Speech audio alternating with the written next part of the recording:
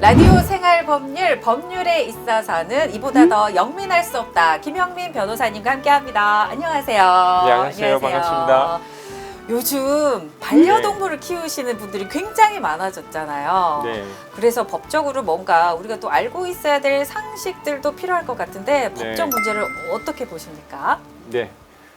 일단 그 반려견 키우는 네, 가구가 우리나라에 400만 가구가 진짜 된다고 많아졌네요. 예. 네. 그러니까 한 5집 중에 네. 한 집은 반려견을 키우는 네. 셈인 거죠. 그 산책을 나가다 보면 뭐 반려견 개하고 흔하게 같이 보죠. 산책하는 네. 걸 많이 보는데요. 개와 같이 이제 그 외출을 할 때는 2m 이내에 그 목줄 안 하면 안 되죠. 예, 꼭 해야 가슴줄 되죠. 네. 그리고 이제 잠금 장치가 된 이동 장치를 사용해야지 됩니다. 예, 케이지 같은 것도 예, 예. 쓰고. 케이지라고 하죠. 예. 그것도 쓰고. 그걸 네. 사용하지 않고 이제 개물림 사고가 나거나 하면 동물보호법에 따르면 3년 이하의 징역이나 3천만 원의 벌금이 처해질 수 있습니다. 아, 개물림 사고가 잘못 어떻게 해서 네. 발생이 되면 3년 이하의 징역이나 3천만 원의 벌금이군요. 네, 그렇습니다. 오, 예. 그 정도로 셉니다. 네. 예. 일단 그러면 반려견 같은 경우에는 이게 네. 등록제가 있다 하더라고요. 네. 예.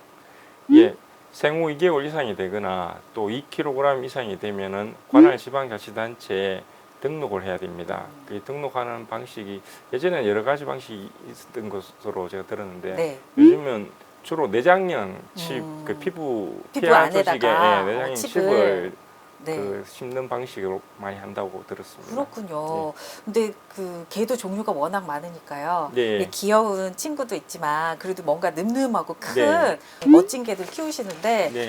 이 큰 개로 인한 또 법률적으로 또 따지거나 뭔가 지켜야 할 부분이 또 있을 것 같아요. 네. 네. 아무래도 맹견 같은 경우에는 사람이나 또 다른 그 반려견, 뭐 다른 동물에 대해 또 위해를 끼칠 위험성이 그죠, 높잖아요. 그죠. 그래서 특별한 주의 의무가 필요합니다.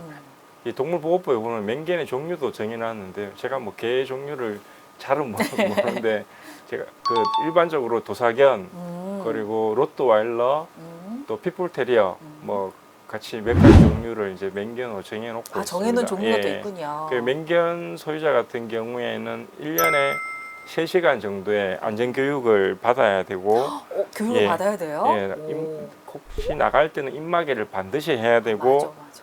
어린이집이나 노인복지시설에는 맹견을 데리고 들어갈 수도 없고 예. 그리고 관할 지자체에 따라서는 또 책임보험도 들어야 한다는 보험까지. 그런 의무도 있다고 합니다. 큰 친구를 키우려면 또 많은 거를 그렇죠. 또 지켜야 예. 되는 게 있군요. 예. 자, 그러면 이제 정말 이제 사건 사고를 한번 들어가 볼게요. 일단 뭐 네. 산책을 하거나 뭐 어떤 상황별로 인해서 개가 사람을 물었습니다. 네. 하고 물었어요. 예. 사고가 난 거예요. 예. 이거 어떻게 할까요? 일단 사람에게 이제 상해를 가했을 경우에는 뭐 민사 형사 두 가지를 한번 따져봐야겠죠. 기본적으로 이제 개한테 물렸으면 주인이 이제 개를 잘못 관리해서 일어난 사고가 사고니까 뭐 났기 목줄을 때문에, 안 했다거나 예. 아니면은 뭐 잘 이렇게 짧게 예. 안 맸다거나 뭐 예. 여러 가지. 네. 그러면은 민사상으로 손해배상을 청구할 수 있습니다. 그래서 그렇군요. 뭐 치료비라든지 뭐 일실수익 뭐 그라든지 그런 손해배상을 청구할 수 있고 네. 또 경우에 따라서는 이제 형사상으로 과실치상죄가 성립할 수도 있습니다. 제가 상담한 사례 중에 네네네. 뭐가 있었나요? 개끼리 이렇게 싸움이 벌어졌습니다. 물어보고 싶었어요. 예. 강아지끼리 이렇게 물림 사고도 예. 요즘 많더라고요. 개끼리 싸웠는데 그 이제 한 주인이 네. 말리다가 제가 저도 개 견주라고 하고 네. 영주 씨도 견주라고 했을 네. 때 이제 영주 씨가 개끼리 서로 막 싸움을 네. 말리다가 네. 제 개에게 이제 물려가지고 그럴 수도 있겠네요. 네. 2주 상해를 입었습니다. 그랬을 경우에 이제 경찰에 신고를 했는데 네. 제가 이렇게 저는 열심히 말리지 않은 과실이 있다고 해가지고 그 벌금 200만 원을 과실치상죄로 벌금 200만 원을 받은 그런 사례가 있습니다. 예.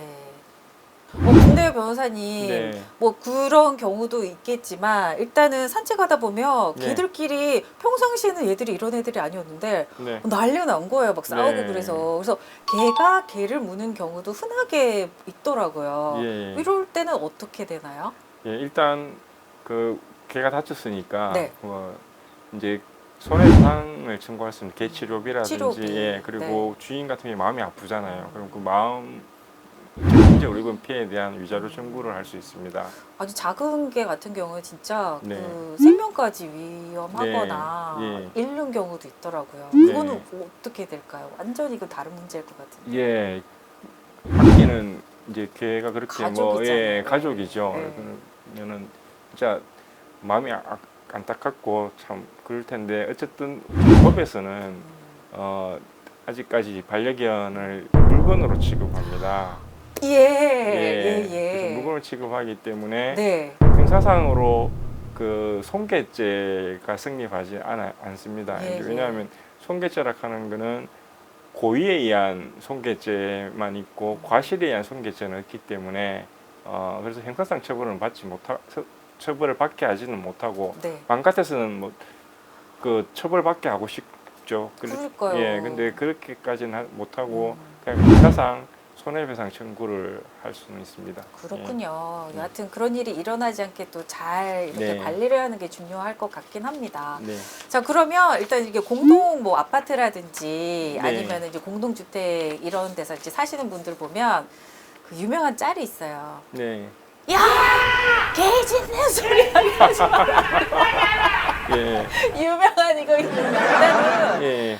너무 시끄럽다는 이제 짖는 그 소리부터 해서 네. 여러 가지 이제 엘리베이터를 또 같이 타야 되잖아요. 그런 네. 문제부터 같이 공동 생활 공간에서 일어나는 문제가 많을 것 같은데 거기서는 이제 그렇죠. 어떤 걸 또 예. 에티켓이나 규약이라는 게 예. 어떻게 돼 있을까요? 예, 아파트나 빌라 뭐 이런 공동주택 같은 경우에는 네. 사실상 그 뭐 예전에 층간 소음에 관해서 이야기도 하고 했지만 이렇게 어떤 이웃을 만나느냐에 따라서 삶의 질이 많이 달라지잖아요. 네. 그래서 공동주택 관리 규약이라는 게 있습니다. 그 자치법규인데요. 예. 그 아파트나 같은 어떤 공동주택에 사는 입주자들이 지켜야 될 그 어떤 원칙들을 네. 규정해 놓은 게 관리 규약이 있는데 그 관리 규약에 보면은 뭐 몇 킬로 이상의 반려견을 못 키우게 한다든지 또 뭐 배설물은 어떻게 처리해야 된다든지 그런 조항을 넣어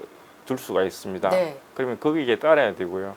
근데 입주자 개인이 그 공동주택 관리 규약을 원인으로 해가지고 직접 찾아가서 이제 당신 반려견 키우면 안 돼. 네. 이렇게 청구할 수는 없고요. 강제적인 건 없고. 예. 네. 입주자 아파트 관리기구, 그러니까 이제 입주자 대표 회의에서 그 가서 어떤 조치를 취할 수는 있습니다. 거기를 해서 예. 거기에서 이제 회의를 통해서 뭔가 예, 또 조치를 할 수 있군. 아파트의 어떤 자치 단체니까 네. 거기서 이제 그 입주자에게 어떤 조치를 청구할 수는 있고요. 근데 그렇지만 그렇게만 하면 또 뭐 제대로 네. 그게 실효성이 없는 경우도 있지 않습니까? 그럴 수도 있겠네요. 예. 네. 그런데 예를 들어서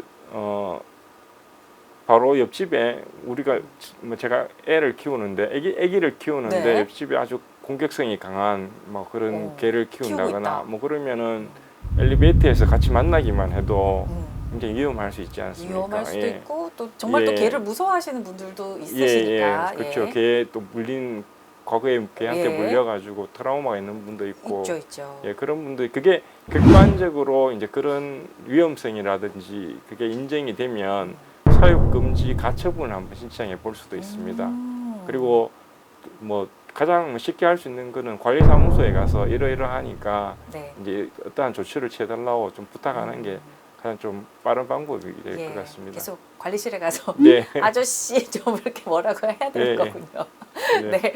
아, 그러면은 일단은 저도 엘리베이터 탈 때 좀 네. 작은 개나 이런 개 종류는 안고 타라고 네. 많이 들었거든요. 그런 거 정도는 또 잘 지켜주시면 좋을 것 같네요. 네. 그리고 또 한 가지는 제가 이거 실제로 목격을 했는데 국도에서 앞에 승합차가 가면서 잠깐 섰어요. 네. 그래서 무슨 일인지 잘 몰랐는데 그 뒤로 가고 나서 강아지 한 마리가 이렇게 네.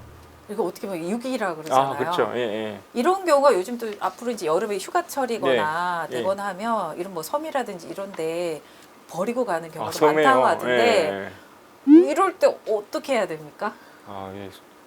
신문 보니까 섬에 네. 버린 개들이 막 들개가 돼서 그니까요. 예.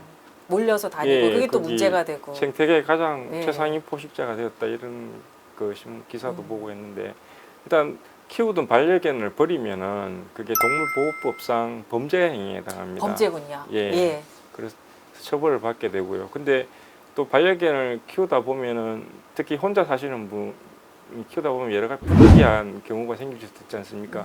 병원에 입원을 한다든지 뭐 남자들 젊은 남성 같은 경우에 군대에 가야 된다든지 네. 그렇게 장기간 어떤 그 사유가 있어서 부득이한 사유가 있을 때에는 관할 지자체에 좀 키워달라고 네. 그 인수를 신청하는 방법도 있습니다. 그런 법도 한번 고려해 보는 게 좋을 것 같습니다. 알겠습니다. 예. 변호사님 제가 예, 개소리를 잘 내거든요. 예. 변호사님이 아주 애절하고 귀엽게 구독, 좋아요, 알림 설정을 해주시면 제가 개인기를 보여드릴게요. 네. 예, 구독, 좋아요, 알림 설정 부탁드립니다. 안 귀여운데요?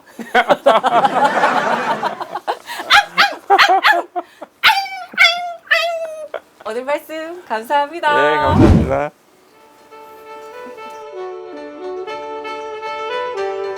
라디오 생활법률 지금까지 담당의 김영민 변호사였습니다.